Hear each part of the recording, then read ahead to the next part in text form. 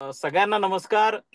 अ, आज मी ॲक्चुअली प्रवासामध्ये आहे थोडं. आज पंडित विद्यासागर सरांच्याच अ, विद्यापीठामध्ये मी गेलो होतो आणि आज नांदेड विद्यापीठामध्ये व्यवस्थापन परिषदेची बैठक होती.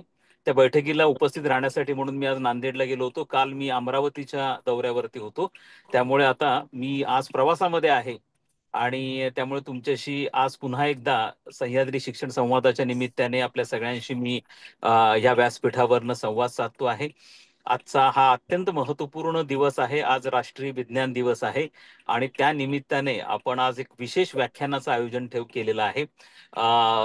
सायन्स पॉप्युलरायझेशन वरती आपण आज डॉक्टर पंडित विद्यासागर सर, जे स्वामी रामानंद तीर्थ मराठवाडा युनिव्हर्सिटीचे माजी कुलगुरू आहेत, सरांचे बायोडाटा खूप मोठा आहे. सरांचं कॉन्ट्रीब्युशन अकॅडमिक्समध्ये खूप मोठं आहे. या विषयावरती सरांचे लेखही मोठ्या प्रमाणावरती आहेत आणि मी माननीय विद्यासागर सरांना आवर्जून आजच्या ह्या प्लॅटफॉर्म विषयी थोडक्यात माहिती देतो. सर, आपण आजचा हा साधारणतः गेल्या 3 महिन्यांपासून आपण अखंडितपणे सह्याद्री शिक्षण संवादाच्या ही जी व्याख्यानाची शृंखला आहे, ऑनलाईन व्याख्यानाची शृंखला आहे, ही आपण अखंडितपणे चालू ठेवतो आहोत.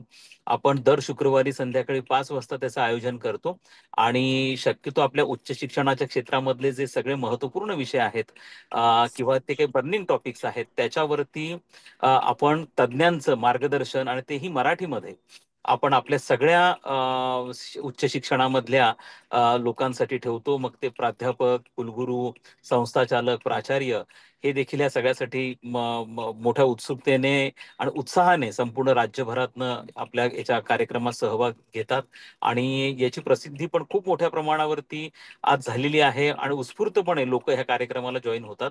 याचा एक वैशिष्ट्य असं आहे की उच्च आणि तंत्र शिक्षण विभाग च्या माध्यमातून पहिल्यांदाच अशा स्वरूपाचा एक ऑनलाईन प्लॅटफॉर्म क्रिएट केला गेलाय. आपण अनेक अभिनव उपक्रम हे गेल्या काही महिन्यांमध्ये आपण सुरू केलेले आहेत, ज्यामध्ये आपण parents engagement, teachers engagement, student engagement या दृष्टिकोनातून देखील अनेक उपक्रमांचं आयोजन केलेलं आहे. आणि त्या शृंखलेचा एक भाग, महत्वपूर्ण भाग म्हणून आपण सह्याद्री शिक्षण संवादाची देखील आपण सुरुवात केली आणि त्याला प्रतिसादही अत्यंत उत्तम मिळतो आहे. मला वाटतं आजचा दिवसाचं औचित्य पण मोठं आहे आणि अनेक दिवसांपासून आम्हाला विद्यासागर सरांना आमच्या व्यासपीठावरती बोलवायचं होतं. त्यांचं या विषयामधलं जे सखोल मार्गदर्शन आहे ते आपल्या सगळ्यांसाठी, पण आजचा तो योग हा प्रामुख्याने जुळून आला. आज आपल्याला आज योगायोग पण फार चांगला आहे.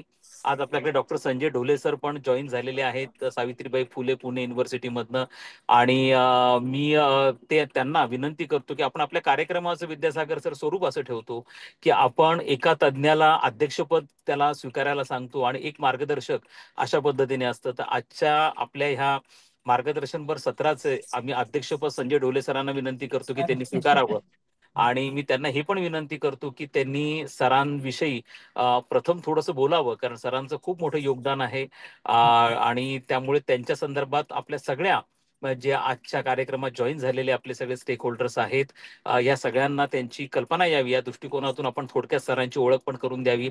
मी पुन्हा एकदा आज ह्या सह्याद्री शिक्षण संवादाच्या ऑनलाईन आपल्या व्याख्यानमालेसाठी संपूर्ण राज्यभरातनं आज जे सर्व प्राध्यापक, प्राचार्य, संस्थाचालक, विद्यापीठातले सन्मान्य कुलगुरू आणि इतर पदाधिकारी, त्याचप्रमाणे माझ्या बॅक ऑफिसमधनं जॉईन झालेले प्राध्यापक doctor Magar sir, Vidyasagar sir, Dhole sir, या सगळ्यांचे उच्च आणि तंत्र शिक्षण विभागाच्या वतीने अत्यंत मनपूर्वक मी आपल्या सगळ्यांचं स्वागत करतो. आणि मी आता ढोले सरांना विनंती करतो की आपण कृपया विद्यासागर सरांची ओळख करून द्यावी आणि त्यानंतर आपण विद्यासागर सरांचं मार्गदर्शन ऐकू आणि मग अध्यक्षीय समारोप ढोले सर करतील. ढोले सर. प्रथम धन्यवाद सर. तुम्ही अध्यक्षपद मला बहाल केलं त्याबद्दलही मी तुमचा ऋणी आहे. मी आज खरं तर सरांची ओळख करून द्यायला इथं उपस्थित आहे आणि या व्याख्यानालाही मी उपस्थित राहणारच होतो. मला असं वाटतं की विद्यासागर सरांची वेगळी ओळख करून देण्याची कुणालाही गरज नाही, कारण आपण सगळे शिक्षण क्षेत्रातले आहोत. ते एक ज्येष्ठ शास्त्रज्ञ आहेत, ज्येष्ठ विचारवंत आहेत, ज्येष्ठ शिक्षण तज्ज्ञ आहेत, मुख्य म्हणजे ज्येष्ठ विज्ञान लेखक आहेत आणि त्यांचं मोठं योगदान या क्षेत्रामध्ये, विविध क्षेत्रांमध्ये आहे. आणि महाराष्ट्रातल्या किंवा भारतातल्या एकूण सगळे शिक्षण जे याच्यामध्ये सहभागी आहेत त्यांना विद्यासागर सरांविषयी सगळ्यांना ज्ञात आहे. विद्यासागर सर यांनी खरं तर सावित्रीबाई फुले पुणे विद्यापीठाच्या भौतिकशास्त्र विभागात साधारण 1979 ते 2015 या कालावधीत अध्यापनाचे आणि संशोधनाचे कार्य केलेले आहे. या काळात त्यांनी भौतिकशास्त्र विभाग, महाविद्यालय आणि विद्यापीठ विकास मंडळ संचालक, ऊर्जा विभाग संचालक किंवा जैववैद्यक प्रणाली सदस्य, व्यवस्थापन परिषद अशी इतरही अनेक पदं भूषवलेली आहेत. आणि 2013 ते 2018 तुम्हाला माहितीच आहे की सरांनी या कालावधीमध्ये ते स्वामी रामानंद तीर्थ विद्यापीठात मराठवाडा विद्यापीठाचे ते कुलगुरू म्हणून कार्यरत होते आणि हे कुलगुरू असताना त्यांनी खूप मोठे योगदान या विद्यापीठामध्ये दिलेलं आहे. या कार्यकाळात मराठवाडा विद्यापीठास स्नॅकचा दर्जा प्राप्त करून देण्यात त्यांचा मोठा सहभाग होता. त्यांनी जैव भौतिक शास्त्रात केलेल्या संशोधनाला राष्ट्रीय आणि आंतरराष्ट्रीय पातळीवर मान्यता प्राप्त झाली आहे. मला इथं नमूद करावं असं वाटतं की त्यांच्या संशोधनामध्ये त्यांनी इस्रोचा जे काही सॅटेलाइट वरती उपग्रह पाठवतात त्यामध्ये त्यांचे प्रयोग झालेले आहेत आणि या प्रयोगाची स्थिती फार मोठ्या प्रमाणामध्ये भारतामध्ये झालेली आहे. त्यांच्या हाताखाली 16 विद्यार्थ्यांनी PhD आणि 19 विद्यार्थ्यांनी MPhil पदवी मार्गदर्शन त्यांनी ते केलेलं आहे. आणि त्यांचे अनेक जवळजवळ 150 ते 200 शोध निबंध त्यांचे प्रकाशित आता झालेले आहेत. या व्यतिरिक्त विज्ञान प्रसाराच्या कार्यात त्यांनी उल्लेखनीय योगदान मला असं वाटतं की मोठ्या प्रमाणामध्ये केलेलं आहे. त्यात भारत सरकारचे विज्ञान आणि तंत्रज्ञान विभाग किंवा मराठी विज्ञान परिषद आणि लोकविज्ञान संघटनेच्या कार्यात त्यांचा सक्रिय सहभाग होता आणि आजही आहे. म्हणजे या वयातही ते मोठ्या प्रमाणामध्ये असं याचा सक्रिय आहे. सर्वसामान्यांमध्ये विज्ञानाविषयी जागृती निर्माण करण्यासाठी त्यांनी 500हून अधिक व्याख्याने, 16 पुस्तके, जवळजवळ आता 20 ते 25 पुस्तके आता त्यांची काही पुस्तके येऊ घातलेली आहेत. 500हून अधिक लेख, 20 लघुपट, 25 वेळ व्याख्याने असे योगदान दिलेले आहे. त्यांची काही पुस्तकांची नावं घेतली तर पर्याय आहे. महामानव Einstein, sir CV Raman, super clone, अंतराळी धूमयान सारख्या कादंबऱ्या, विज्ञान कादंबऱ्या आणि आम्ही शास्त्रज्ञ झालो असे काही पुस्तकं आणि महत्वाचं म्हणजे ओवी काम विज्ञानाची हा एक वेगळ्या पद्धतीच्या की म्हणजे जसं ज्ञानेश्वरांनी ओळीमधनं जे काही आपल्याला सांगितलेलं आहे त्या पद्धतीचं ओळी वापरून त्यांनी विज्ञानाचा मोठा प्रसार केलेला आहे. त्यापैकी त्यांनी ते अशी पुस्तकं त्यांची प्रकाशित झालेली आहे. पैकी सुपर क्लोन ही कादंबरी कन्नड आणि हिंदी या भाषांमध्ये अनुवादित झाली असून तिचा सावित्रीबाई फुले विद्यापीठाचा MA या अभ्यासक्रमामध्ये सहभाग झालेला आहे. त्याचबरोबर ओवी गाव विज्ञानाची या पुस्तकाचे देखील हिंदी आणि इंग्रजीमध्ये अनुवाद झालेला आहे. तर विद्यासागर सरांच्या या कार्यासाठी म्हणजे एकूण या कार्याचा सन्मानही झालेला आहे. यामध्ये 1996 मध्ये इंडियन फिजिक्स असोसिएशन म्हणजे मला तर असं डॉक्टर MW चिपळूणकर हा एक मानाचा पुरस्कार त्यांना मिळालेला आहे. आणि 1998 मध्ये सावित्रीबाई पुणे विद्यापीठाचा सर्वोत्तम शिक्षण पुरस्कार ही मानकरी ते ठरलेले आहेत. Abdul Salam international centre for theoretical physics इटलीचे एक ते मानद सदस्य होते आणि साधारण 12 वर्ष ते स्थायी सदस्य होते. विद्या सहकारी बँकेतर्फे शैक्षणिक आणि सामाजिक क्षेत्रातील उल्लेखनीय योगदानाबद्दलही त्यांना विद्याव्यास पुरस्कार देण्यात आला. या व्यतिरिक्त महाराष्ट्र साहित्य परिषदेचा शताब्दी विज्ञान गोरा परांजपे पुरस्कार म्हणजे ज्यांनी आतापर्यंत सर्वांगीण असा विज्ञान प्रसाराचं काम केलं तिथं हा मानाचा पुरस्कार मराठी विज्ञान महाराष्ट्र साहित्य परिषदेतर्फे दिला जातो. मुक्त विद्यापीठाचा शिक्षण वर्ष पंजाबराव देशमुख पुरस्कार, मराठवाडा पुरस्कार पुरस्कार, विज्ञानेश्वर पुरस्कार आणि स्वातंत्र्यवीर सावरकर पुरस्कार आणि इतर बरेच पुरस्कार त्यांना त्यांच्या नावावर आहेत आणि त्यांना सन्मानित केलेले आहे. तर आज मला असं वाटतं की हे अतिशय योग्य व्यक्ती आज विज्ञान दिनी आपल्याला लाभलेली आहे की त्यांचं फार मोठ्या प्रमाणामध्ये विज्ञान प्रसाराचं काम आहे आणि वेगवेगळ्या माध्यमातून त्यांनी विज्ञान प्रसाराचं काम खेड्यापाड्यांपर्यंत केलेलं आहे. लोकविज्ञान संघटनेच्या माध्यमातून त्यांनी याचा प्रसार केलेला आहे. तर मी आता म्हणजे विद्यासागर सरांना विनंती करतो की त्यांनी आपल्या व्याख्यानाला सुरुवात करावी. नमस्कार. प्रथमतः मी उच्च शिक्षण विभाग आणि संचालक डॉक्टर देवळांकर आणि त्यांचे सहकारी यांचे आभार मानतो आणि संजय ढोले यांचे मित्र आहेत त्यांनी अतिशय योग्य अशी ओळख करून दिल्याबद्दल त्यांचेही मी आभार मानतो. या व्याख्यानात मी PPTचा वापर करणार आहे 2 मिनिटांमध्ये तो शेअर करतो पीपीटी आणि मग आपण व्याख्यानाला सुरुवात करूया.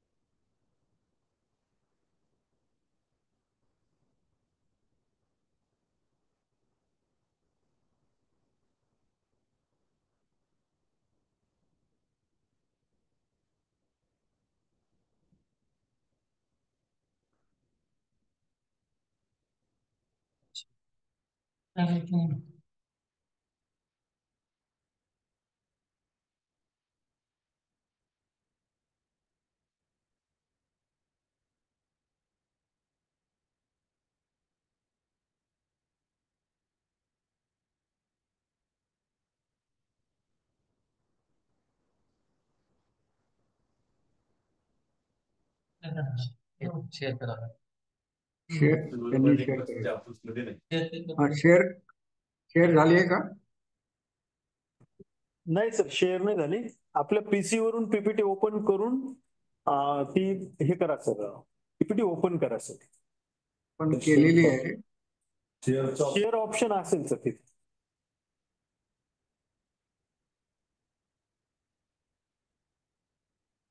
तर आपल्या स्क्रीनवर जो शेअर ऑप्शन आहे त्याला क्लिक केलं तो विचारेल सर.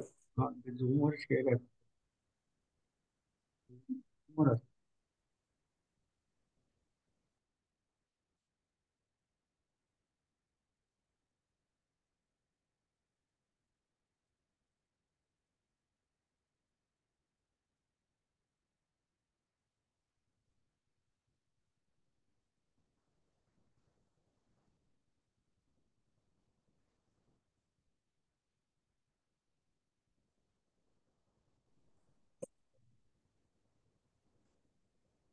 हा, झाला का शेअर? हो सर, झाली सर. आता फुल स्क्रीन ओके. मोड केला की होईल. ओके सर, सुरुवात करतो. आले सर, व्यवस्थित दिसते. ओके, मी सुरुवात करतो आता. Yes sir. नमस्कार. आज राष्ट्रीय विज्ञान दिन आपण साजरा करत आहोत. राष्ट्रीय विज्ञान दिन साजरा करण्याचे जे उद्देश आहेत त्याच्यामध्ये एक उद्देश असा आहे की विज्ञान लोकांपर्यंत पोहोचवणं, ते विज्ञानाचा प्रसार करणं किंवा विज्ञानाबद्दल आवड निर्माण करणं, हा एक मोठा उद्देश असतो. आणि त्या निमित्ताने आपण या विषयावर बोलतो, हे एक खूप मोठं औचित्य आहे. हा विषय असा आहे की याचे अनेक पैलू आहेत, अनेक अंग आहेत आणि त्या सर्वांचाच उहापोह करणं कदाचित शक्य होणार नाही. परंतु जितके जास्तीत जास्त गोष्टी सांगता येतील तेवढं मी 40 मिनिटांमध्ये आपल्याशी शेअर. तर पहिला प्रश्न असा आहे की विज्ञान लोकांपर्यंत नेण्याची काय आवश्यकता आहे का, आणि ती भारतातच आहे का, भारतात जास्त आहे का? तर त्याचं उत्तर असं आहे की भारतामध्ये विज्ञानाची परंपरा होती. अनेक प्रकारचं संशोधन भारतामध्ये झालेलं आहे आणि त्याची साक्ष आपल्याला अनेकांनी दिलेल्या योगदानातून निश्चितपणे मिळते. अनेक विषय आपल्या भारतामध्ये विकसित झाले. उदाहरणार्थ ज्यांनी यामध्ये योगदान दिलं त्याच्यामध्ये आर्यभट्ट असतील, भास्कराचार्य असतील, ब्रह्मगुप्त असतील, वराहमिहिर असतील, नागार्जुन असतील, असे अनेक सुश्रुत असतील, असे अनेक म्हणजे संशोधक होऊन गेले आणि त्यांनी प्रचंड असं योगदान दिलेलं. दुसरं म्हणजे आपल्याकडे आयुर्वेद, योग हे दोन्ही शास्त्र विकसित झालेले आहेत. त्यामुळे भारतामध्ये ती परंपरा होती. परंतु 12व्या शतकानंतर याच्यामध्ये खंड पडला आणि आपला समाज एका वेगळ्या, म्हणजे ज्याला आपण दारिद्र्य, अज्ञान याच्या गर्तेत सापडला. आणि त्याच्यानंतर भारतामध्ये जो ज्याला इन्फ्लुएन्स म्हणतो किंवा पगडा म्हणतो, तो हा धार्मिक तत्वज्ञानाचा. आणि ती म्हणजे काय वाईट गोष्ट नव्हती, ती चांगली गोष्ट आहे.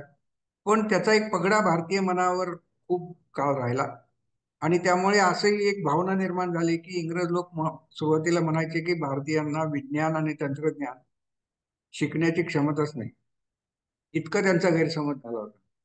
आणि म्हणून एक प्रकारे बऱ्याच वेळा आपण म्हणतो, म्हणजे अशी एक भावना होते की विज्ञान आणि तंत्रज्ञान हा परकीय विषय आहे, आपला विषय नाही. तर मला असं वाटतं की हे समज काढून टाकण्यासाठी सुद्धा लोकांपर्यंत नेणं आवश्यक. त्यामुळे सध्या भारताची जी स्थिती आहे विज्ञान आणि तंत्रज्ञानामध्ये ती खूपच प्रगतीशील आहे, खूप आशादायी आहे. असं असलं तरी सर्वसामान्य माणूस हा विज्ञान आणि तंत्रज्ञानामधून दूर राहणं पसंत करतो. आणि त्याची कारण मी पहिलं जे कारण सांगितलं की dominated by philosophical thoughts based on 6 details, म्हणजे जे दर्शन आहेत आपल्या, त्या दर्शनांचा प्रभाव आपल्या भारतीय मनावर जास्त आहे. आणि सध्याच्या ज्या विज्ञान आणि तंत्रज्ञानाची जी प्रगती झाली आहे तर त्याच्यामध्ये तंत्रज्ञान आपण स्वीकारलेलं आहे निश्चितपणे, त्याबद्दल काहीच वाद नाही, कारण आपण आधुनिक तंत्रज्ञान वापरतो. आणि जसं आपण मोबाईल हा सर्वसामान्य माणूस सुद्धा सहजपणे वापरतो, संगणक वापरतो, त्याच्याबद्दल काही वाद नाही. परंतु विज्ञान जे आहे जे समजून घेतलं पाहिजे किंवा त्याच्याबद्दलचं एक ज्ञान लोकांपर्यंत आपण पोहोचू शकलो नाही किंवा लोकांमध्ये ते नाही, त्याच्यासाठी विज्ञान प्रसाराची निश्चितपणे आवश्यकता आहे. आता हे करायचं म्हणजे काय करायचं, पॉप्युलरायझेशन ऑफ सायन्स ज्याला म्हणतो किंवा विज्ञान प्रसार म्हणतो, हे करायचं म्हणजे नेमकं काय करायचं. तर पहिलं असं म्हटलं जातं की जी काही माहिती विज्ञान आणि तंत्रज्ञानाच्या संशोधनातून निर्माण झालेली आहे किंवा संचित झालेली आहे तर ती लोकांपर्यंत पोहोचवायची. किंवा विज्ञानामध्ये काय घडतंय, टेक्नॉलॉजी तंत्रज्ञानामध्ये काय घडतंय, नवीन कुठलं तंत्रज्ञान येतं, तर हे लोकांपर्यंत पोहोचवायचं, हा एक पहिला उद्देश. किंवा ज्या संकल्पना आहेत विज्ञानामध्ये, कन्सेप्ट, तर त्याचं ज्ञान लोकांना करून द्यायचं. म्हणजे काही काही आपल्याकडे गैरसमज असतात की मुलगी झाली तर आपण स्त्रियांना दोष देतो, परंतु विज्ञान आपल्याला सांगतं की तसं नाही, पुरुष ठरवतो मुलगा होणार का मुलगी होणार. एक साधं तत्व आहे, साधी संकल्पना आहे, परंतु ती सुद्धा आपण लोकांपर्यंत पोहोचवलेली नाही. To apprise about use of science and technology, म्हणजे विज्ञान आणि तंत्रज्ञानाचा उपयोग कसा करावा. आणि आजच्या घडीला तर हा खूप मोठा प्रश्न आहे, कारण की विज्ञान म्हणजे तंत्रज्ञान आपल्याला वापरतं का आपण तंत्रज्ञानाला वापरतो, हा एक खूप मोठा प्रश्न आहे. आणि विशेषतः युवकांच्या बाबतीमध्ये याचा आपण गांभीर्याने विचार केला पाहिजे. कारण तंत्रज्ञानाच्या केवळ आहारी जाऊनही चालणार नाही, तर तंत्रज्ञानाचा योग्य उपयोग कसा करता येईल आणि तो उपयोग करून आपलं जीवन सुखी कसं करता येईल, तर याची जाण असणं ही एक खूप महत्वाची गोष्ट आहे. आणि या बाबतीतलं जे म्हणजे माहिती आहे, ज्ञान आहे किंवा प्रबोधन आहे, तर ते आपण समाजाचं केलं. नंतर आता कसं करायचं हे, तर त्याचे अनेक प्रकार आहेत, परंतु एक मनोरंजन म्हणजे रंजकता, जे साहित्य समजा आपण साहित्याचा उपयोग ज्ञान आणि मनोरंजन दोघांसाठी करतो, तर विज्ञानाचाही त्याचा उपयोग आपल्याला करता येऊ शकतो आणि तो एक मनोरंजनाचं साधन होऊ शकतो. आणि सर्वात महत्वाचं म्हणजे वैज्ञानिक विचार पद्धती, वैज्ञानिक दृष्टिकोन ज्याला म्हणतो, सायंटिफिक टेम्पर, हे आपल्या घटनेमध्ये नमूद केलेलं आहे की ते आपलं कर्तव्य आहे आणि ज्यांना ज्यांना शक्य आहे विज्ञान प्रसार करणं त्यांनी तो केला पाहिजे, असं त्याच्यामध्ये अभिप्रेत आहे. तर असे एक ह्या पॉप्युलरायझेशन उद्देश आहेत आणि आपण काय करायचं हे त्याच्यामध्ये सांगितलं. आता याचे दोन भाग होतात विज्ञान प्रसाराचे. एक म्हणजे पॅसिव्ह, म्हणजे कसं की कुठल्याही प्रकारचं त्याच्यामध्ये आपलं मत न मांडणं, जे आहे ते लोकांपर्यंत पोहोचवणं, आणि त्याला कुठलाही राजकीय, सामाजिक, धार्मिक कुठलाही रंग न देता किंवा कुठल्याही प्रकारे त्याचा उपयोग न करता केवळ विज्ञान आणि विज्ञान किंवा तंत्रज्ञान म्हणजे तंत्रज्ञान एवढंच लोकांपर्यंत पोहोचवणं, हा पहिला फॉर्म आहे. आणि हा बहुतेक जण करतात. म्हणजे जसं आता न्यूक्लिअर फ्युजन आहे, फिशन आहे, या गोष्टी घडतात आहे किंवा येणाऱ्या ऊर्जेचं उत्पादन आपण करतो, परंतु त्याचे सामाजिक परिणाम काय होतील, राजकीय परिणाम काय किंवा धार्मिक परिणाम काय होतील, याच्याबद्दल मात्र आपण उहापोह करत नाही. तर हा पॅसिव्ह फॉर्म म्हणून गणला जातो आणि बहुतेक वेळा आपण विज्ञान प्रसार हा या दृष्टीने करतो. परंतु दुसरा जो फॉर्म आहे तो म्हणजे ऍक्टिव्ह फॉर्म. तर ऍक्टिव्ह फॉर्म मध्ये काय होतं की आपण विज्ञान आणि तंत्रज्ञानाचा प्रचार आणि प्रसार करताना कुठला तरी हेतू मनात धरू, म्हणजे तो राजकीय हेतू असू शकेल, सामाजिक परिवर्तनाचा हेतू असू शकेल किंवा धार्मिक दृष्ट्या त्याला फायदा होईल असा हेतू असेल किंवा विरोध करणे हा सुद्धा हेतू असू शकेल धार्मिक. तर हा जो फॉर्म आहे हा ऍक्टिव्ह फॉर्म आहे आणि याचाही उपयोग बरेचसे लोक करतात, हे आपण लक्षात ठेवलं पाहिजे. ज्ञान लोकांपर्यंत नेण्याचे जे अनेक उद्देश आहेत तर यातले हे दोन महत्वाच्या गोष्टी. आता कुठले विषय आपण हाताळले पाहिजेत, या म्हणजे कुठले विषय आपण लोकांपर्यंत नेऊ शकतो. आता बऱ्याच लोकांना माहिती नसतं की या विश्वाची उत्पत्ती कशी झाली, किंवा जे ज्ञान असतं ते आपले जे ग्रंथ आहेत, धार्मिक ग्रंथ असतील किंवा पूर्वपार चालत आलेल्या समज असतील, तर त्या समजावर आधारित असतात. जसं बायबलमध्ये एक विश्व कसं निर्माण झालं याचं चित्र दिलंय, किंवा कुराणामध्ये काही चित्र दिलंय, किंवा भारतीय म्हणजे आपल्या हिंदू धर्माच्या याच्यामध्ये काही मानलं जातं.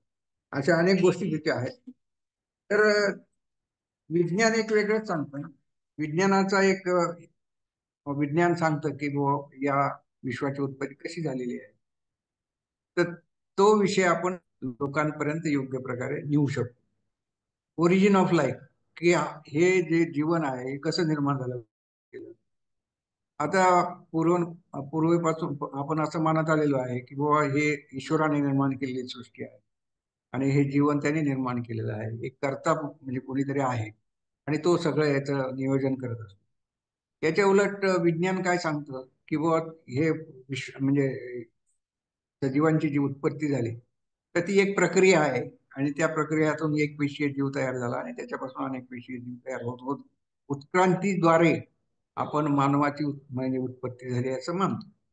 तर हा विषय आपण कशा प्रकारे नेऊ शकतो लोकांपर्यंत, तो एक विषय होऊ शकतो. साधा न्यूटनचा नियम आहे.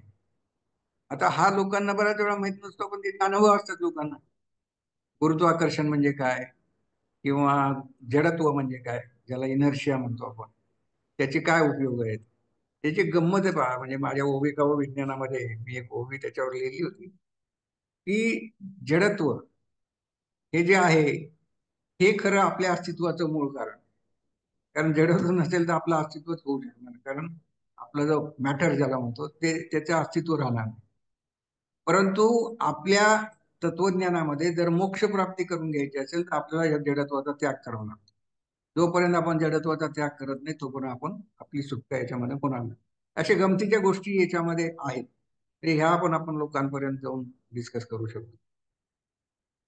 वैद्यकीय बाबतीमध्ये मी पुढे नंतर सांगेन कुठले कुठले विषय, परंतु असे काही नवीन तंत्रज्ञान येत आहेत की जे लोकांना माहिती नाही. की आता सिटी स्कॅन म्हणजे कॉम्प्युटेड टोमोग्राफी म्हणजे काय. आता लोकांना भीती वाटते बऱ्याच वेळा, की डॉक्टरने जर सांगितलं की बाबा तुम्हाला सिटी स्कॅन करावं लागेल किंवा मॅग्नेटिक रेझोनन्स इमेजिंग MRI करावं लागेल, तर लोकांच्या मनामध्ये एक भीती असते. तर त्याच्याविषयी लोकांना सजग करणं, सांगणं, आणि त्याच्यामुळे लोकांची भीती कमी होईल, किंवा त्यांना त्याचं ज्ञान होईल, आणि ते करायचं किंवा नाही करायचं याच्याबद्दल पण ते निर्णय घेऊ शकतात. कारण याच्यामध्ये सुद्धा बऱ्याच वेळा पिळवणूक होऊ शकते. अनावश्यक वेळी सुद्धा सिटी स्कॅन करायला सांगितलं जाऊ शकतं, किंवा MRI करायला म्हणजे करायला सांगितलं जाऊ शकतं. तर ह्या गोष्टी घडू नयेत याच्या मागे हा हेतू आहे. त्याच्यासाठी सुद्धा विज्ञानाबाबत जागरूकता आवश्यक. आता साध्या साध्या गोष्टी माहिती नसतात की पेशींची रचना काय आहे, त्याची कार्य काय आहे, आपल्या शरीराची रचना कशी आहे, त्याच्यामुळे आपण जे खातो पितो किंवा आहार निद्रा व्यायाम याचा संबंध काय आहे, वगैरे वगैरे गोष्टींबद्दल बऱ्याचशा विषयी आपल्याला माहिती नसतं. पण एक साध्या साध्या गोष्टी आपण त्यांना जर सांगितल्या तर त्याचा त्यांच्या म्हणजे त्यांच्या जीवनामध्ये त्याचा फायदा होऊ शकतो.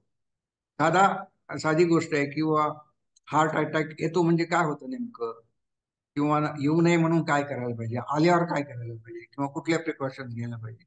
ह्या ज्या गोष्टी आहेत ह्या विज्ञानामुळे आपण चांगल्या प्रकारे लोकांना सांगू शकतो. त्याच्याबद्दलचे अनेक गैरसमज असतात, किंवा लोक चुकीचे उपचार घेतात किंवा उपचारच घेत नाहीत, आणि त्याचे मग नंतर वाईट परिणाम होतात, हे पण आपण सांगतो. किंवा आधुनिक गोष्टी ज्या घडतात त्याच्याबद्दल बऱ्याच लोकांच्या मनामध्ये उत्सुकता असते. तर जीनोम हा जो प्रकल्प झाला की ज्याच्यामध्ये आपण जी मुळाक्षर आहेत आपल्या जीवनाची, त्याच्यामध्ये ज्या प्रकारे माहिती साठवली जाते की आपलं शरीर कसं होईल किंवा त्याच्यावर कशी राहते याच्यावर, तर याच्याबद्दल लोकांना उत्सुकता असतात. तर ती सोप्या भाषेमध्ये आपण लोकांना सांगू शकतो का. किंवा एक उदाहरण सांगतो की CERN ही जी संस्था आहे तिथे हायड्रोजन म्हणजे हायड्रॉन कोलायडर आहे, म्हणजे असे पार्टिकल्स ऍक्सिलरेट करतो आपण, वेग देतो त्यांना, आणि ते एकमेकांना जाऊन धडकतात, आणि त्याच्यापासून जे रिएक्शन तयार होतात त्यावरून अनेक गोष्टी आपण शोधण्याचा प्रयत्न करतो की या विश्वाची. मोठा प्रोजेक्ट आहे, 27 किलोमीटर परिघ असलेली ती रिंग आहे. आणि त्याच्यामध्ये खूप वेगाने ते पार्टिकल जातात, एकमेकांना धडकतात. हा ज्यावेळेस सुरू होणार होता प्रकल्प, त्यावेळेस अशी एक साधारणतः कल्पना होती की हे जे कण आहेत ते एकमेकांना आदळले तर त्यातनं छोटे छोटे ब्लॅक होल तयार, कृष्णविवर तयार होते. आणि कुठल्या तरी एका जर्मन शास्त्रज्ञाने सांगितलं की ही कृष्णविवर तयार झाली तर ती मोठी मोठी होऊन सगळं पृथ्वी घेऊन टाकते. आणि त्याच्यामुळे एवढी प्रचंड भीती लोकांच्या मनामध्ये निर्माण झाली आणि वर्तमानपत्रांनी त्याला मोठमोठे हेडिंग दिले, जगलो वाचलो तर भेटू वगैरे वगैरे अशा प्रकारचे हेडिंग पण दिले. सगळीकडे एकदम भीती पसरली. लहान मुलं रडायला लागली, अक्षरशः म्हणजे घाबरले. आणि मला त्यावेळेस खूप फोन आले लोकांचे की बाबा हे काय, तर म्हणलं असं काही होणार नाही, असं वाटत नाही मला, कारण इतर शास्त्रज्ञ काय असं सांगत नाही. तर म्हणे वर्तमानपत्रामध्ये छापून आलं. तर मी त्यांना एवढंच विचारलं की वर्तमानपत्रांना विचारा, त्यांच्या कोण असतील मालक त्यांना, की उद्याच्या जाहिराती घेतल्यात का नाही. तुम्हाला जर एवढी खात्री आहे की उद्या जग राहणार नाही तर मग जाहिराती घेतल्यात का. मग लोकांना हसायला मग म्हणाले अरे हो खरंच की. म्हणजे अशा गोष्टी पण घडू शकतात. विज्ञान प्रसार साठी ह्या गोष्टी पण हे सहाय्यभूत ठरू शकतात. जर तुम्ही विज्ञानाच्या आधारे याचं एक्सप्लेनेशन दिलं तर ते लोकांना करू शकतात. ऍक्टिव्ह फॉर्म मी ऑलरेडी सांगितलं. तर त्याचं उदाहरण हे आहे की जेनेटिकली मॉडिफाईड फूड, म्हणजे हे जे आपण जनुक बदलाचं तंत्र वापरून जे नवीन अन्न धान्य तयार करतोय, किंवा असा ब्रिंजॉल आहे, बीटीजी ब्रिंजॉल आहे, कपाशी आहे, फळं आहेत वगैरे, तर त्याच्याबद्दल लोकांच्या मनामध्ये गैरसमज, आणि ते साहजिक आहे की लोकांना अशी भीती वाटते की या प्रकारचं जे फळं किंवा अन्न आपण खाल्लं तर आपल्या शरीरावर विपरीत परिणाम होऊ शकतात का, म्हणजे आपलं नाक वाढू शकतं का, किंवा काही दुसरं काही आपल्याला अजून 4 बोटं फुटू शकतात का, किंवा काही काही होऊ शकतं का. आणि याच्याबद्दल मग हा जो प्रश्न आहे हा राजकीय दृष्ट्या वापरतो. मग काही त्याच्या बाजूने आहेत, काही त्याच्या विरुद्ध आहेत. आणि मग ज्या प्रकारचं सरकार आहे ते सरकार त्याला विरुद्ध आहे का बाजूने आहे, याच्याप्रमाणे त्या गोष्टी चालतात. आता हा विज्ञान प्रसाराचा भाग करावा का, करू नये, याच्याबद्दलचे अनेक मतभेद आहेत, मतभिन्नता आहे. तो ती पण गोष्ट याच्यामध्ये येऊ शकते. किंवा लोक त्याच्याबद्दल पब्लिक ओपिनियन तयार करतात की बाबा त्यांना, म्हणजे त्यांच्या मताला अनुकूल असं मत झालं तर त्याला निवडणुकीमध्ये फायदा होतो. असे अनेक विषय आहेत. म्हणजे पर्यावरण आहे, किंवा न्यूक्लिअर पॉवर आहे, ऊर्जा, अणुऊर्जा म्हणतो आपण त्याला. अणुऊर्जाबद्दल तुम्हाला माहिती की किती गदारोळ आपल्या महाराष्ट्रामध्ये चाललेला. नंतर शाश्वत विकास आहे, किंवा हे जे शस्त्रास्त्र आहेत की ज्याच्यामुळे खूप मोठा नाश होऊ शकतो, ते तयार करावीत की नाही, याच्याबद्दलचे प्रश्न आहेत. तर हे प्रश्न सुद्धा म्हणजे कधी कधी विज्ञान प्रसाराच्या नावाखाली येतो. आता दुसरं की science in relation to the effects on social, economical, cultural, political. Digital divide हा सध्या कळीचा प्रश्न आहे. कारण राष्ट्रीय शैक्षणिक धोरण आपण ज्यावेळेस राबवतो त्यावेळेस आपण असं सांगतोय की जास्तीत जास्त ऑनलाईनचा वापर करावा बऱ्याच प्रमाणामध्ये, किंवा डिजिटल टेक्नॉलॉजी जी आहे, तंत्रज्ञान जे आहे त्याचा वापर व्हायला पाहिजे. त्याच्याबद्दल अनेक मतभिन्नता आहेत. कारण काहींच्या मते ग्रामीण भागामध्ये हे शक्य नाही. जर शक्य झालं नाही तर मग निकृष्ट प्रकारचं शिक्षण तिथे मिळेल का, मग शहरी शिक्षण आणि ग्रामीण शिक्षण याच्यामध्ये फरक होईल. तर अशा प्रकारचे प्रश्न आहेत की जे सध्या तंत्रज्ञानाशी निगडीत आहेत, आणि विज्ञान प्रसारामध्ये याचा भाग होऊ शकतो. किंवा ग्रोथ अँड प्रॉस्पेरिटी आपल्याला कशी करायची आहे. कारण की एकीकडे आपण म्हणतो की पर्यावरणाचा ऱ्हास होत चाललाय आणि दुसरीकडे आपल्याला विकास हवा आहे. मग याचा समन्वय कसा साधायचा, त्याविषयी लोकांचं काय मत आहे, लोकांना काय हवं आहे, आणि हवं असण्यापेक्षा काय योग्य आहे, हाही प्रश्न आहे ना. म्हणजे मला हवं आहे, परंतु त्याच्यामुळे जर आपलं नुकसान पुढे भविष्य काळात होत असेल किंवा पुढच्या पिढ्यांचं नुकसान होत असेल तर मग त्याचाही आपण विचार करावा का नाही करावा. तर विज्ञान म्हणजे याच्याबद्दल लोकांचं मत काय आहे, त्यासाठी लोकांना कळलं पाहिजे ना की आपण जो विकास साधतोय तर त्याच्यामध्ये कुठल्या तंत्रज्ञानाचा आपण उपयोग करतो, मग ते योग्य आहे की नाही. तर ह्या गोष्टी पण आपल्याला कळायला पाहिजेत. नंतर जागतिकीकरणाचे काय परिणाम होत आहेत, जेंडर सेन्सिटिव्हिटी काय काय म्हणजे काय, वेपन्स अँड वॉर, इलेक्शन्स, अनेक गोष्टी आहेत की ज्याच्यामध्ये आता विज्ञानाने तंत्रज्ञानाचे छाप पडू लागले. तर ईव्हीएम बद्दल कॉन्ट्रोवर्सी आहे, तुम्हाला माहिती आहे. मग सर्वसामान्य माणसाला माहित नसतं की ईव्हीएम म्हणजे नेमकं काय करतं ते, किंवा त्याच्यात बदल घडवून आणू शकतो का आपण. जर बदल घडवून आणलं तर त्याला कुठल्या गोष्टींची आवश्यकता आहे, मग कसं आपल्याला कळणार की बदल झालाय नाही झालाय. किंवा घडून येतो न येतो. तर याच्याविषयी आपण फक्त ऐकीव माहितीवर म्हणजे लोक आपलं मत ठरवत असतात. पण त्याच्या मागचं विज्ञान आणि तंत्रज्ञान जर आपण योग्य प्रकारे समजून दिलं तर मग लोक त्यांचा निर्णय हा योग्य प्रकारे घेऊ शकतात. आता आपल्या भारतामधला इतिहास काय सांगतो? तर गंमत म्हणजे सुश्रुत जो इसवी पूर्व काळामध्ये होऊन गेला, तो लोकांना ओरडून ओरडून सांगायचा की तुम्हाला जर जखम झाली तर त्याची काळजी घ्या, कारण ती चिघळली जखम तर तुमचा प्राण हे प्राणावर बेतू शकतो. म्हणजे हा विज्ञान प्रसारच, म्हणजे त्याला जे ज्ञान होतं विज्ञान म्हणजे वैद्यकीय ह्याच्याबद्दल, तर तो लोकांना जाऊन सांगायचा. पहिलं उदाहरण मला सापडलं की त्याच्यामध्ये विज्ञान प्रसार चा म्हणजे सहभाग आहे. सर सी.व्ही. रामन हे खूप मोठे शास्त्रज्ञ होते. त्यांनी नोबेल पारितोषिक मिळवलं, रामन परिणाम शोधला, अनेक वर्ष अध्यापन केलं. परंतु ते सुद्धा लोकांमध्ये जाऊन व्याख्यानं द्यायचे. त्यांचं व्हाय स्काय ब्लू म्हणजे आकाश निळं का दिसतं, ते खूप म्हणजे त्याला काय म्हणतो आपण पॉप्युलर असं व्याख्यान होतं. आणि ते खूप चांगल्या प्रकारे ते समजून सांगायचे लोकांना किंवा आकाश निळं का दिसतं, मुळात ते आकाश आहे का आणि ते निळं का दिसतं, असे दोन्ही प्रश्नांची उत्तरं ते खूप छान पद्धतीने द्यायचे. तो आईन्स्टाईन स्वतः म्हणजे ज्यांनी अनुभव म्हणजे आईन्स्टाईननी लिहिलेल्या पत्रामुळे अणुबॉम्ब तयार करण्याचं प्रकल्प सुरू झाला, हे तुम्हाला माहिती आहे. आणि हे असून सुद्धा आईन्स्टाईन हे स्वतः हे युद्धविरोधी होते किंवा त्यांचं मत होतं आणि ते लोकांपर्यंत पोहोचवण्याचा त्यांनी आटोकाट प्रयत्न केला. हिटलरचा उदय होण्यापूर्वी आणि नंतरही ते त्याविषयी बोलत होते. आणि ज्यावेळेस हिरोशिमा आणि नागासाकीवर अणुबॉम्ब पडले त्यानंतर तर त्यांना खूप म्हणजे दूषणा दिली गेली, कारण की तेच जबाबदार आहेत असं लोकांचं म्हणणं होतं. पण ते स्वतः मात्र युद्धाचा विरोध करत किंवा न्यूक्लिअर पॉवर जी आहे त्याचा वापर करावा का नाही त्याच्यासाठी त्यांनी अनेक वेळा आपली मतं प्रदर्शन केले. फाइनमन सारखं शास्त्रज्ञ पॉप्युलर लेक्चर्स आहेत, फाइनमन लेक्चर सिरीज, भौतिकशास्त्रासारखा विषय सोप्या भाषेत कसा समजून सांगावा याचं ते. पण त्याच्याही पुढे जाऊन ते लोकांमध्ये जाऊन अनेक गोष्टी सांगायचे. म्हणजे ते हरहुन्नरी होते. म्हणजे ज्यावेळेस ते मॅनहॅटन प्रोजेक्टमध्ये अणुबॉम्ब तयार करण्याच्या प्रोजेक्टमध्ये काम करायचे, तर त्यावेळेस ते चॅलेंजवर कोणाचीही तिजोरी उघडून दाखवायची. म्हणजे कॉम्बिनेशन जे असतात कुलपाचे तर ते शोधून काढायचे. तो त्यांचा छंद होता.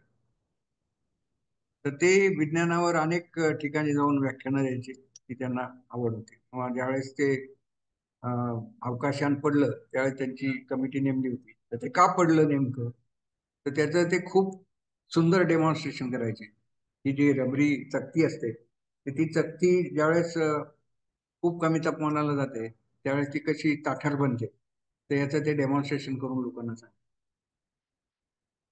एस एन बोस हे बोस आईन्स्टाईन स्टॅटिस्टिक्स वाले बोसॉन हे जे कण आहे त्यांच्या नावावर आहे, ते सुद्धा लोकांमध्ये जाऊन लेक्चर द्यायचे. मेघनाथ सहा आणि अगदी आपलं महाराष्ट्रातलं उदाहरण म्हणजे जयंत नारळीकर. जयंत नारळीकरांनी ज्या कथा लिहिल्या त्याचा खूप परिणाम महाराष्ट्रीयांच्या मनावर झाला आणि लोक विज्ञान कथाकडे कथा वाचायला लागले किंवा वळले. आणि हे खूप मोठं कॉन्ट्रीब्युशन जयंत नारळीकर यांचं आहे. सुब्रमण्यम म्हणून होते हैदराबादचे, ते पण पॉप्युलर लेक्चर द्यायचे. अनेक वेळा मी त्यांचे लेक्चर. अशी एक परंपरा भारतामध्ये विज्ञान प्रसाराची आहे. आता विज्ञान प्रसारामध्ये कुठले फॉर्मचा उपयोग करावा, कुठली पद्धत वापरावी, अनेक पद्धती वापरता येतात. त्याच्यामध्ये व्याख्यान ही सर्वात सोपी आहे, कारण याला काही कुठली गोष्ट लागत नाही. तुमचं जे तुमचं बोलला की ते होतं, तुमचं ज्ञान आणि बोलणं एवढ्याच दोन गोष्टींची आवश्यकता असते. कुठल्याही जागी देऊ शकता तुम्ही, चावडीवरही देऊ शकता, चौकातही देऊ शकता, घरी देऊ शकता, शाळेत देऊ शकता, महाविद्यालयात कुठेही व्याख्यान देऊ शकता. ते आम्ही म्हणजे पाड्यावर जाऊन पण व्याख्यानं दिली आदिवासीच्या, त्यामुळे अशी काही त्याच्यावर काही कुठल्याही प्रकारचं बंधन असत नाही.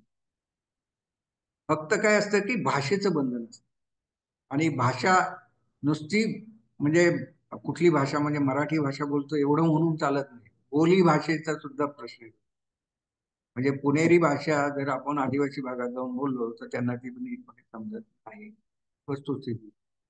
किंवा आपल्याकडे माहिती की वैदर्भी भाषा वेगळी, खानदेशी भाषा वेगळी, पुणेरी भाषा वेगळी, सातारी भाषा वेगळी, कोकणी भाषा वेगळी, मालवणी वेगळी. तर हे लिमिटेशन निश्चितपणे आपल्याला येतं व्याख्यानामध्ये, की कुठले शब्द नेमके वापरले म्हणजे काय होतं. कारण भाषा जर समजली नाही तर पुढचं गोष्टी कळत नाही आणि माणूस तिथे अडून जातो. त्याचं एक सुंदर उदाहरण असं दिलं जातं की आदिवासी मुलांना पूर्वी, ते आता माहिती झालं असेल, पण पूर्वी असं सांगायचे की आदिवासी मुलाला सांगितलंय की डेक्कन क्वीन पुण्याहून मुंबईला इतक्या इतक्या वेगाने जाते वगैरे. तर त्याला ते सगळं माहिती होतं, पण डेक्कन क्वीन म्हणजे काय हेच माहिती नसल्यामुळे तो अडून बसायचा. हा पक्षी आहे का, प्राणी आहे का, काय, याचा विचार करत बसायचा आणि ते गणित दुसरीकडे. तर अशा गोष्टी घडू शकतात. Language can be a barrier. Only simple matters can be deal. आता मी जे तुमच्याशी बोलतोय हे खूप वरवरचं आहे. त्याच्यामध्ये कुठल्याही प्रकारचं डिटेलिंग नाही, कुठल्या प्रकारचा फॉर्म्युला नाही, कुठल्या प्रकारचं उदाहरण नाही. कारण की ही एक व्याख्यान आहे आणि व्याख्यानामध्ये आपण फक्त एक ओव्हरऑल ज्याला म्हणतो त्या गोष्टी आपण सांगू शकतो. कारण जास्त जर आपण खोलात गेलो तर ते व्याख्यान तुम्ही ऐकणारच नाही, मला माहिती. त्यामुळे ते करता येत नाही.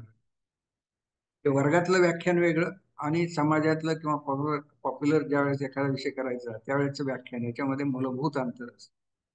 ते जर आपण राखलं नाही तर व्याख्यानाचा परिणाम, डिफिकल्ट टू गिव्ह डिटेल्स, म्हणजे प्रत्येक गोष्ट खुलासेवर सांगणं हे याच्यामध्ये कठीण होतं. दुसरा जो आहे तो एक्झिबिशन आहे. तर याच्यामध्ये तुम्ही डिटेलमध्ये गोष्टी सांगू शकता. भाषा नाही आली तरी खानाखुणा करून किंवा व्यवस्थितपणे दाखवून सांगू शकता, गोष्टी समजून देऊ शकता. आम्ही ज्यावेळेस तळोद्याला लोकविज्ञान संघटनेतर्फे मी व्याख्यान द्यायला गेलो होतो, त्यावेळेस तिथे एक कुमार शिळाकर नावाचे एक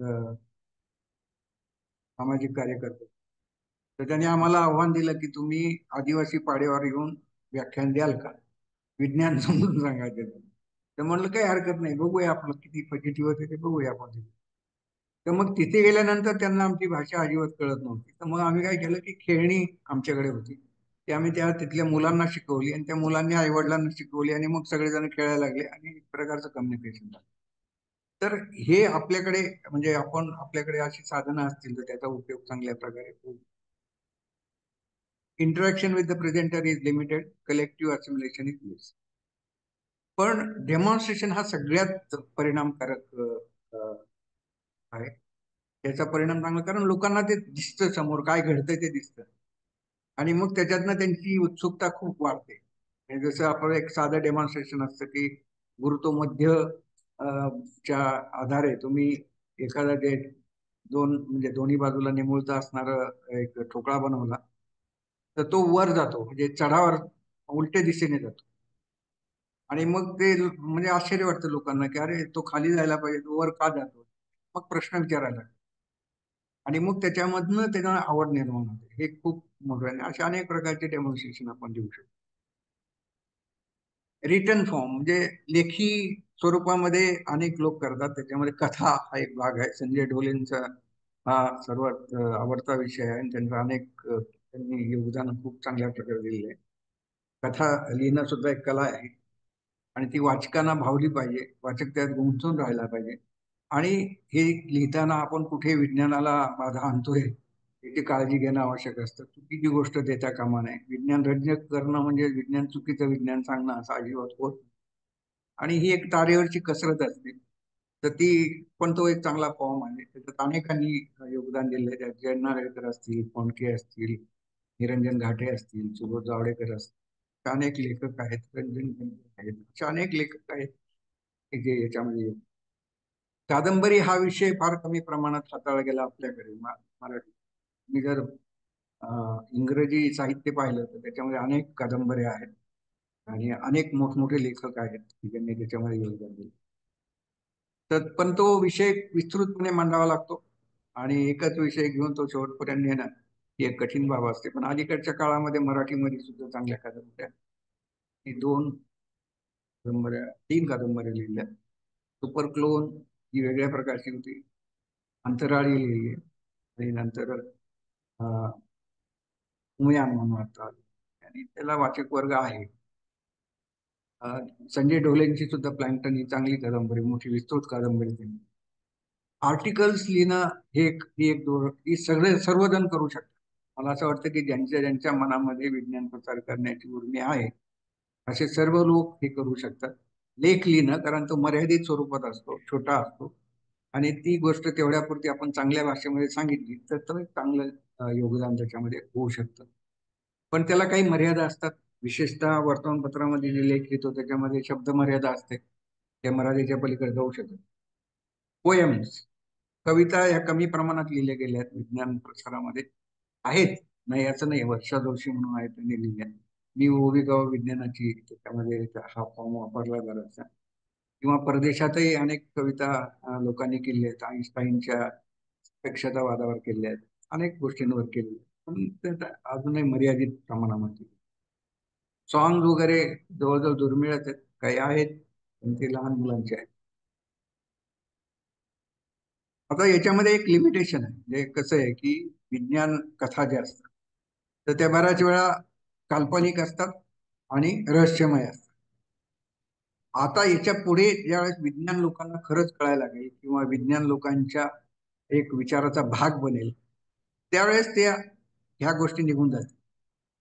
कारण आता लोकांना आकर्षित करण्यासाठी तुम्हाला ते करावंच लागतं, अन्यथा लोकांना ती विज्ञान कथाही वाटत नाही आणि लोक ती वाचतही नाही.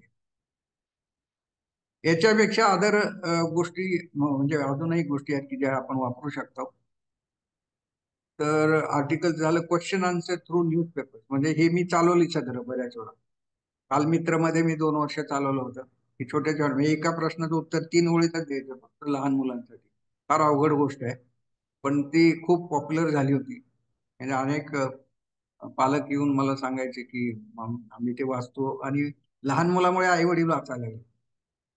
तो एक फॉर्म चांगला आहे, पण अवघड आहे तो, कारण तुम्हाला योग्य उत्तर देणं तेवढ्या शब्दांमध्ये, तेवढ्या ओळीमध्ये, हे अवघड गोष्ट. म्हणजे लहान मुलांना ते खूप आवडतं निश्चित. आता ऑल इंडिया रेडिओवर भाषण देणं किंवा टेलिव्हिजन वगैरे कमी विज्ञानविषयक प्रश्न, म्हणजे विषयांना खूप कमी वेळ असतो किंवा महत्व दिलं जातं. आता फिल्म्स अलीकडे यायला लागले, चित्रपट, मंगलयान वगैरे काय, तर ते पण ते कमी विज्ञान कमी आणि बाकीच्या गोष्टी जास्त असतात त्याच्यामध्ये. परंतु परदेशातले जे इंग्रजी चित्रपट आहेत त्याच्यामध्ये मात्र खूप भरपूर प्रकारचं विज्ञान हे चांगले असतात. इंटरनेटवर सुद्धा गोष्टी अवेलेबल आहेत. आता अनेक व्हिडिओ तुम्हाला पाहायला मिळतील. चिल्ड्रन सायन्स खाली मी स्वतः 36 व्हिडिओ करून टाकलेले आहेत. असे अनेक आमच्याकडे शिदे आहे, डॉक्टर शिदे, त्यांनी सुद्धा अनेक व्हिडिओ याच्यामध्ये टाकलेत. त्यांचं एक चॅनल पण ते चालवतात. त्याच्यामध्ये छोट्या छोट्या ह्याच्यामधनं ते विज्ञान लोकांपर्यंत पोहोचवण्याचा प्रयत्न करतात. तर हा एक चांगला फॉर्म आहे की जो सगळेजण वापरू शकतात. असं म्युझियम, प्लॅनेटोरियम्स, ह्या गोष्टी पण सुद्धा, जसं सायन्स पार्क आहे चिंचवडला, तर ह्या ज्या गोष्टी आहेत की ज्या माणसाला, म्हणजे विद्यार्थ्यांना आणि इतर लोकांनाही आकर्षित करू, हा एक विज्ञान प्रसाराचा चांगला भाग. आता पार्टिसिपेशन म्हणजे याच्यामध्ये योगदान कोण देत आहे, तर खरं म्हणजे शिक्षकांचं खूप कमी योगदान आहे, आणि शास्त्रज्ञ त्याच्याकडे दुर्लक्ष करतात. खूप कमी लोक त्या लिहितात, ते अपवादात्मकच आहे. त्याच्यामुळे त्याची कारण आहेत. त्याचं कारण एक म्हणजे वेळ. अनेक जण अशी तक्रार करतात की आमच्याकडे वेळ नाही, आमची इच्छा आहे पण आमच्याकडे वेळ नाही. पण खरे कारण काय माहितीये का, की आपण एक्सपोज होऊ, ही खरं भीती आहे, किंवा क्षमता नसणं हे दुसरं कारण. कारण ते काही सोपं नाही. म्हणजे तुम्हाला असं म्हणजे वाटतं की हा मराठीत लिहिलं म्हणजे त्यांना असं वाटतं काय आहे, अगदी किरकोळ आहे. पण तुम्ही लिहा असं म्हणल्यानंतर मात्र काय कुणी लिहिलं, तर ते एवढं सोपं नाही आहे. कारण ते हजारो लोक वाचतात आणि त्यांना पटेल, रुचेल, समजेल, आणि त्याच्यात काही कुठली त्रुटी आढळणार नाही असं लिहिणं ही एक तारेवरची कसरत असते. परंतु ते अवघड पण नाही, म्हणजे इम्पॉसिबल पण नाही. तर त्याच्यासाठी इच्छाशक्ती नक्कीच लागते, आणि आपल्या ज्या मर्यादा आहेत त्या आपण लक्षात घेतल्या पाहिजेत किंवा स्वीकारल्या पाहिजेत. तर हे बऱ्याच वेळा होत नाही, त्यामुळे लोक हे याच्याकडे टाळतात, किंवा आमचा तो विषयच नाही अशा प्रकारची एक भूमिका बऱ्याच ठिकाणी घेतली, किंवा त्याच्याकडे एक तुच्छतेने पण पाहिलं जातं, केवळ आपला मोठेपणा टिकवण्यासाठी, बाकी काही. लिमिटेशन टू रिच पीपल, म्हणजे वाचक वर्ग पण कमी आहे. हा एक खूप मोठा हे आहे की या विषय आता तरी त्याच्यात खूप वाढ झाली आहे, बदल झाली आहे, बदल होतोय. आणि मला असं वाटतं की हा बदल होत राहील, कारण नवीन पिढी जी येईल, म्हणजे त्याचं एक उदाहरण सांगतो की भविष्यामध्ये ज्यावेळेस मी अं, सांगितलं की बाबा मी विज्ञान विषयावर व्याख्यान द्यायला तयार आहे, तर मला कोणीच बोलवायचं नाही. पण नंतरच्या काळामध्ये मात्र मग बरेचशी लोक बोलवायला लागली. सुरुवातीला मी स्वतः होऊन जायचो आणि लोक अगदी नाखुशीने येऊन ऐकायचे. पण नंतरची जी मुलं आहेत, तर त्यांना त्याच्यामध्ये म्हणजे रस आहे असं मला वाटतं, आणि ते मात्र त्याला चांगला प्रतिसाद. ही परिस्थिती निश्चितपणे बदलत आहे जसा विज्ञान आणि तंत्रज्ञानाचा प्रभाव वाढेल. कॉन्ट्राडिक्शन इन बिहेवियर, कारण कधी कधी विज्ञानाचा संबंध हा आपल्या अंधश्रद्धेशी लावला जातो आणि त्यामुळे ते लोकांना अडचणीचं वाटतं की आपण विज्ञानावर बोलतो आणि इकडे कसं वागतोय. याच्यामध्ये जर तफावत असेल तर लोक ते टाळतात, मग विज्ञानावर बोलायचंच टाळतात. पण ते योग्य नाही असं मला वाटतं. ते अं, अर्थात हा प्रत्येकाचा स्वतःचा प्रश्न आहे, पण मला वैयक्तिकरित्या असं वाटतं की विज्ञान हे तुम्हाला चांगल्या गोष्टी शिकवतं आणि बऱ्याच वेळा आपले जे गैरसमज असतील किंवा अंधश्रद्धा असतील ह्याच्यातनं बाहेर निघायला पण मदत करतं.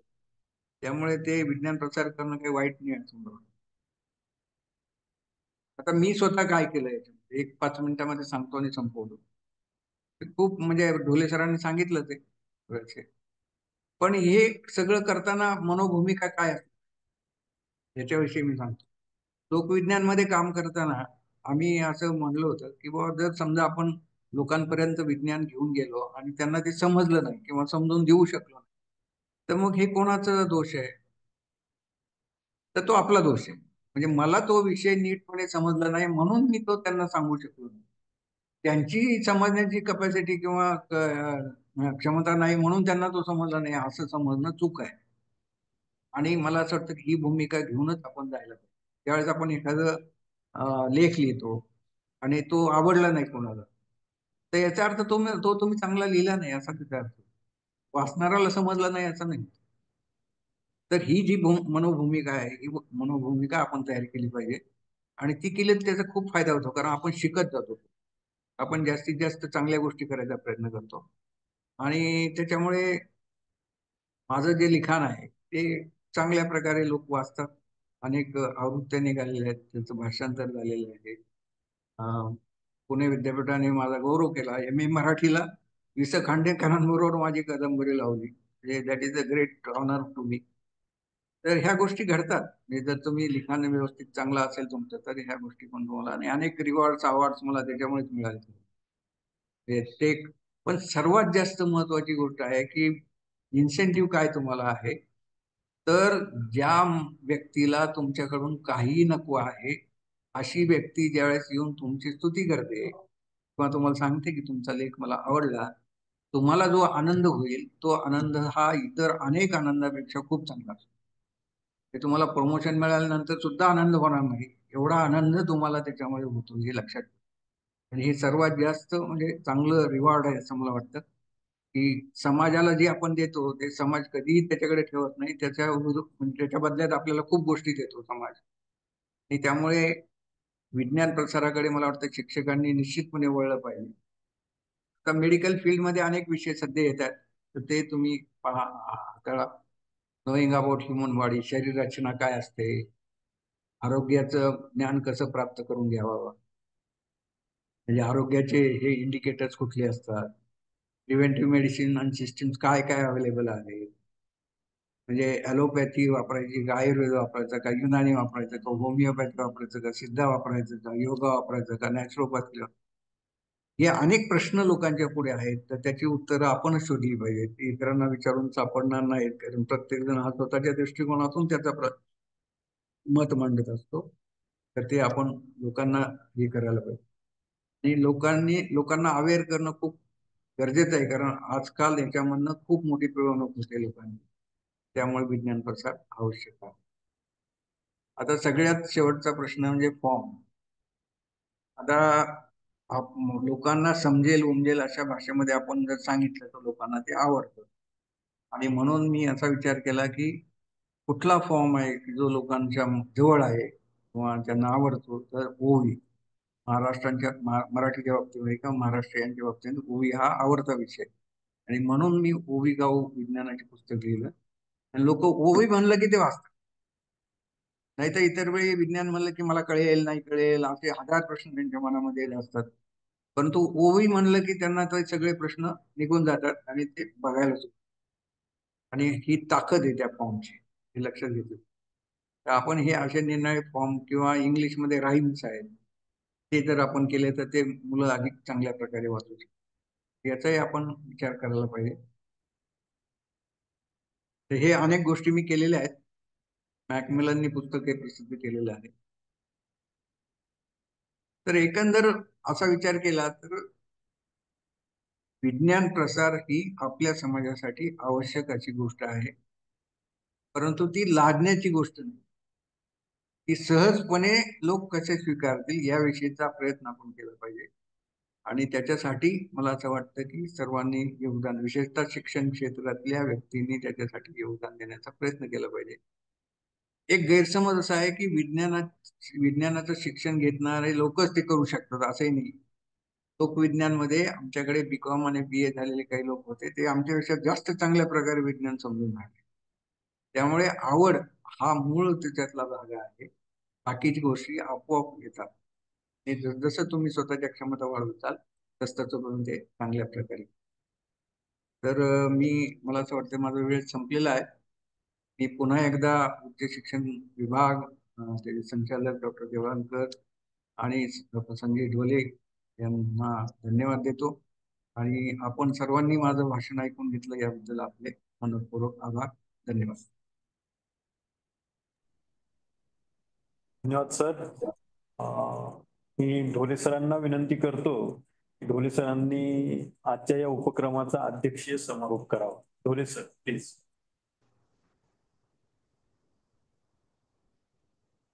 धन्यवाद सर. उच्च शिक्षण संचालक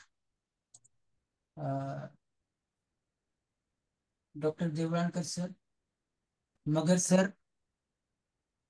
आणि ज्यांचं व्याख्यान आता आपण ऐकलं आणि विज्ञान प्रसाराबद्दल ज्यांनी आपल्याला अवगत केलं ते प्राध्यापक डॉक्टर पंडित विद्यासागर सर आणि उपस्थित सर्व शिक्षक, प्राचार्य, संस्थेचे रजिस्ट्रार, प्रकुलगुरू, कुलगुरू आणि इतर सर्व. सरांनी अतिशय मुद्देसूद असं विज्ञान प्रसाराबद्दल आपल्याला अवगत केलं. कारण विज्ञान प्रसार ही आजची काळाची गरज आहे, तेवढंच खरं आहे. त्याचं कारण असं, कारण सरांनी बऱ्याच उदाहरणं दिली आणि त्या उदाहरणादाखल त्यांनी विस्तृतपणे की आपल्याला विज्ञान प्रसाराची गरज का असावी याबद्दल अतिशय चांगलं विश्लेषण त्यांनी केलेलं आहे. कारण आज जरी आपली लोकसंख्या, म्हणजे भारताबद्दल मी बोलीन आणि मग नंतर महाराष्ट्राबद्दल,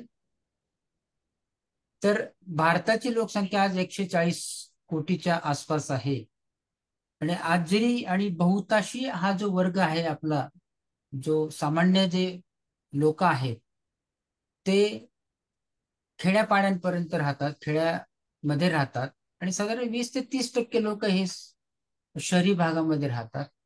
आणि त्यामुळे होतं काय की यांच्यापर्यंत विज्ञान कसं जायचं हा एक मोठा प्रश्न पूर्वी असायचा. आणि महत्वाचं म्हणजे आजही तो प्रश्न आपल्याला भेडसावतो आहे. त्याचं कारण असं आहे की शिक्षण साक्षरता आपल्याला चांगलीच चाललेली आहे. कारण शिक्षण आपण हे आता प्रत्येकापर्यंत नेतो आहोत आणि पोहोचवतो आहोत. म्हणजे साधारण 82 ते 83% शिक्षण साक्षरता आपल्याला लाभलेली आहे. पण जेव्हा आपण विज्ञानाकडे वळतो किंवा वैज्ञानिक साक्षरतेबद्दल आपण जेव्हा बोलतो तेव्हा आपण भारतात जरी विचार केला तरी सुद्धा मला असं वाटतं की वैज्ञानिक साक्षरता ही साधारण 40 ते 50% पर्यंत येते. आणि महाराष्ट्रामध्ये साधारण त्याच आसपास 60 ते 70% येते. मी विज्ञान साक्षरतेबद्दल बोलतो.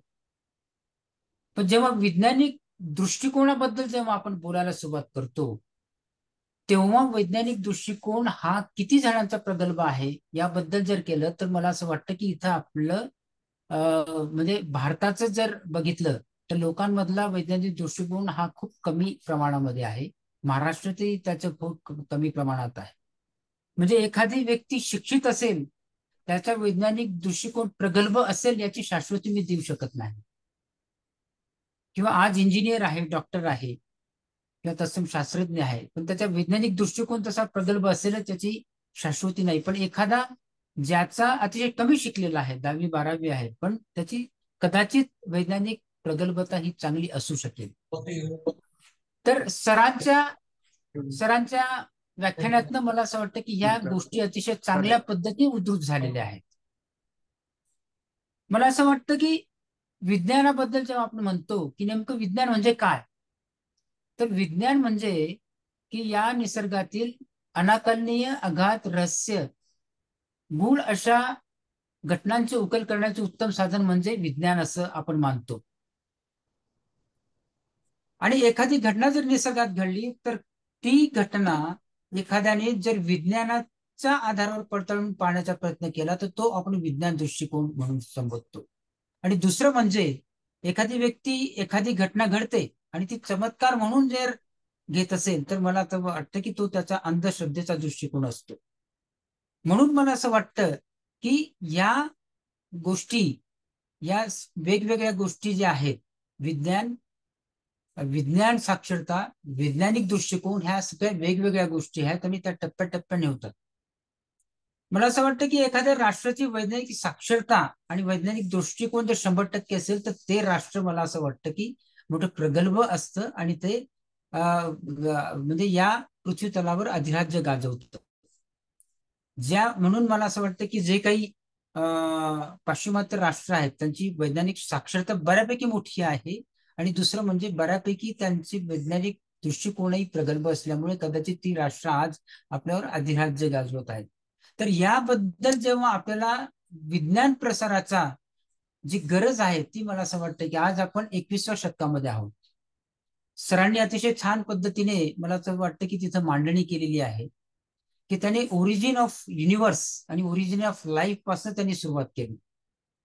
म्हणजे जेव्हा महास्फोटातनं जेव्हा या विश्वाची निर्मिती झाली तेव्हा पृथ्वीची निर्मिती झाली आणि मग नंतर तिथे सजीवाची निर्मिती झाली आणि पुढे आपण अश्मयुगात म्हणजे आपण आधी मानव जो होता तो अश्मयुगातनं पुढे लोहयुगामध्ये आला, म्हणजे तो तमोयुगामध्ये तो प्रगल्भ होत गेला, नंतर कांस्ययुगामध्ये मध्यमयुगीन विज्ञान आणि मग नंतर आधुनिक विज्ञान, अत्याधुनिक विज्ञान. आज आपण 21व्या शतकातील विज्ञानामध्ये आहोत. जेव्हा आपण 21व्या शतकात विज्ञानाबद्दल बोलतो तेव्हा सुद्धा आपण विज्ञान प्रसाराबद्दल आपण बोलतो, हे मला असं वाटतं की दुर्दैव असं वाटतं. म्हणून जेव्हा या टप्प्याटप्प्याने जर गेलं तर आज म्हणजे 21व्या विज्ञानातील शतकामध्ये आपल्याला तंत्रज्ञान हाती आलेलं आहे, पण विज्ञान दृष्टिकोन तेवढा लोकांचा प्रगल्भ झालेला आहे असं मला वाटत नाही. आपण वैज्ञानिक च्या आधाराने आपण वेगवेगळे गॅजेट्स जे आहेत, म्हणजे उदाहरण द्यायचं झालं तर मोबाईल्स वगैरे आहेत, वेगवेगळे स्मार्टफोन आहेत, हे अशिक्षित माणूस सुद्धा चांगल्या पद्धतीने हाताळू शकतो आहे. पण त्याच्याबद्दलची जी भूमिका आहे, त्याच्याबद्दलचे जे वैज्ञानिक दृष्टिकोन आहे तो प्रगल्भ व्हायला मात्र हे तंत्रज्ञान पुरेसं होत नाहीये. त्यामुळे मला असं वाटतं की सरांनी जी माध्यमं सांगितली ती मला असं वाटतं की ती मोठी. आजही तळागाळापर्यंत विज्ञान जर पोहोचवायचं असेल तर मला असं वाटतं की आपल्याला वेगवेगळ्या माध्यमांचा विचार करावा लागणार आहे. मला फक्त एक उदाहरण द्यायचं आहे, कारण जे भारत आणि इतर परदेशांमध्ये कसा फरक आहे. मी जापानमध्ये होतो 1-2-3 वर्ष, तर त्या कालावधीमध्ये माझ्या अतिशय चांगल्या लक्षात आलं. तिथं दुपारच्या वेळी गृहिणींसाठी, संध्याकाळी मुलांसाठी विज्ञानाविषयी काही चर्चासत्र असायची, काही प्रकल्प असायची, काही प्रोग्राम असायचे, काही उपक्रम असायचे. जर एखादी घटना त्यांच्या देशामध्ये जर घडली असेल, वैज्ञानिक किंवा जागतिक पातळीवर घडली असेल तर त्याचा वापर हा त्यांच्या भाषेमध्ये, जापनीज भाषेमध्ये किंवा तत्सम भाषेमध्ये ते त्यांच्या गृहिणींना, त्यांच्या ज्याच्याशी विज्ञानाशी संबंध नाही त्यांच्याशी ते घडवून आणत असत. तर मला असं वाटतं की आपल्या भारतामध्ये यामध्ये कुठेही तसं नाही. म्हणून कुठेही जर आज आपण आपले जर म्हणजे कुठलीही माध्यमं जरी बघितली मला असं वाटतं प्रिंट मीडिया जर थोडाफार सोडला तर मला असं वाटतं आपलं चित्रपट माध्यमही आपलं चांगलं सशक्त नाहीये. आपलं कुठली मालिका माध्यम टेलिव्हिजन माध्यमही सशक्त नाहीये. तर तिथे चांगले उपक्रम आपण राबवू शकत नाही लोकांपर्यंत विज्ञानी घेऊन. एखादी घटना जर सरांनी आता जे उदाहरण दिलं 21व्या शतकातील जो प्रयोग झाला हिग्स बोझॉन वरती म्हणजे लार्ज हॅड्रॉन कोलायडर वरती, की ज्याच्यामध्ये असं सांगण्यात आलं की एखाद्या शास्त्रज्ञाने सांगितलं असेल की कृष्णविवराची निर्मिती होईल आणि त्याच्यामध्ये पृथ्वीचा अंत होईल. आणि तसं न्यूजपेपरने खरं आम्ही दोघं जण त्याला साक्षीदार आहोत.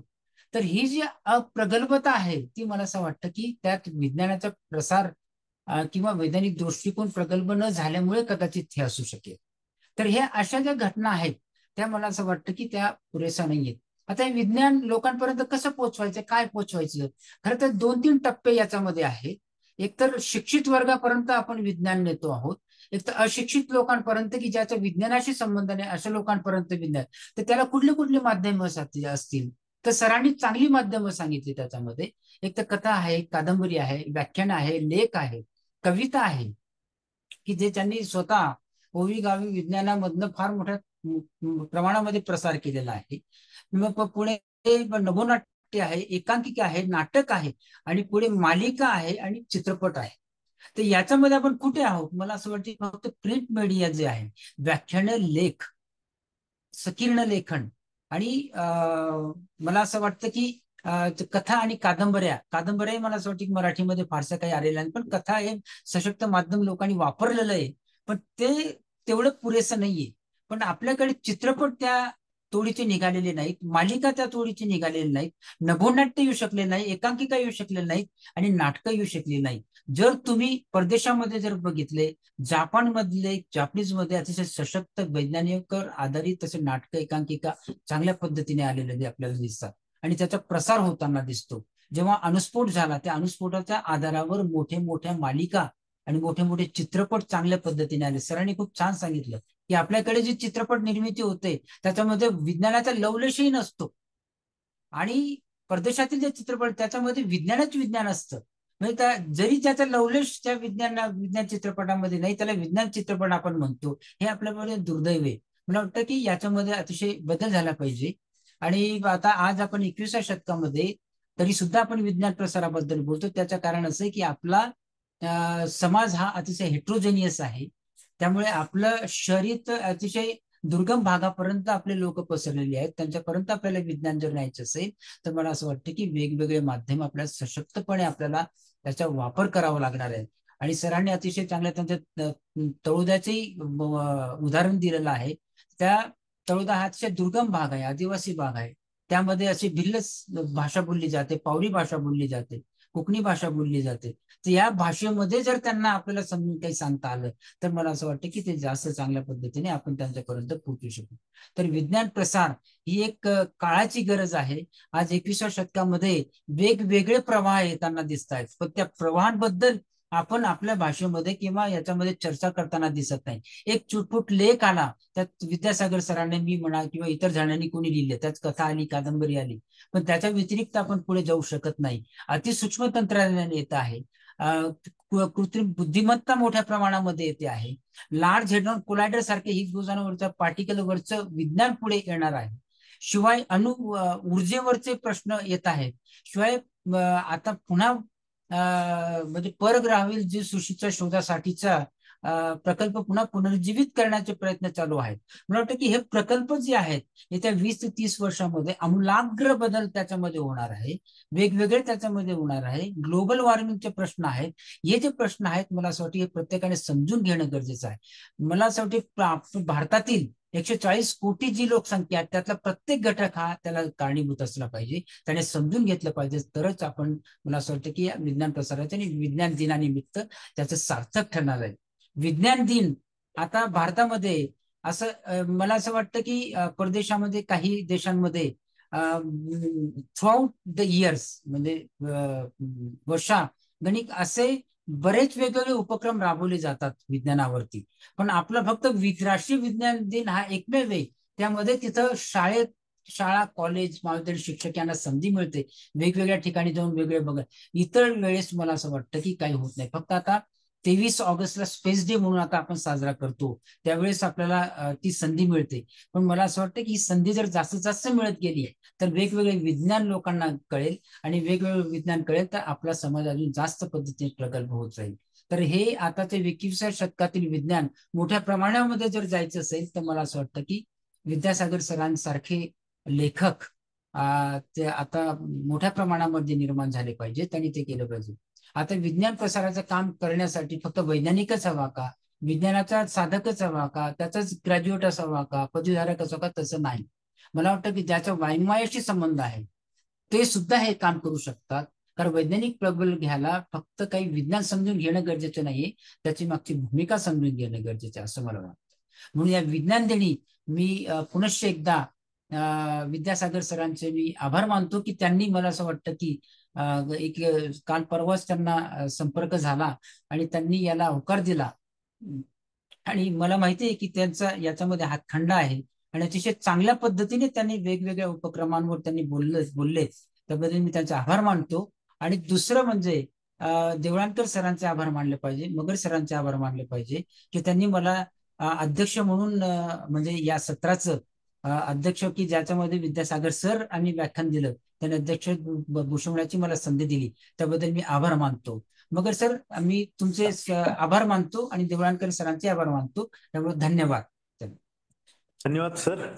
आजच्या या उपक्रमाला आणि राष्ट्रीय विज्ञान दिवस या दिवसाचे औचित्य साधून सन्माननीय विद्यासागर सरांनी आज आपल्याला अतिशय सोप्या भाषेमध्ये विज्ञानाचा प्रसार कसा असावा, कशा पद्धतीने विज्ञान सर्वसामान्यांपर्यंत पोहोचावं याविषयी अतिशय सोप्या भाषेत आपल्याला मार्गदर्शन केलं. तसंच सावित्रीबाई फुले पुणे विद्यापीठाचे डॉक्टर संजय ढोले यांनीही यावर प्रकाश टाकला. मी उच्च शिक्षण संचालनालयातर्फे आणि उच्च व तंत्र शिक्षण महाराष्ट्र शासन आणि तंत्र शिक्षण संचालनालय या दोन्हींच्या तर्फे सन्माननीय विद्यासागर सरांचं आभार मानतो. त्यांनी आज आम्हाला सखोल मार्गदर्शन केलं. तसंच मी ढोले सरांचेही आभार मानतो.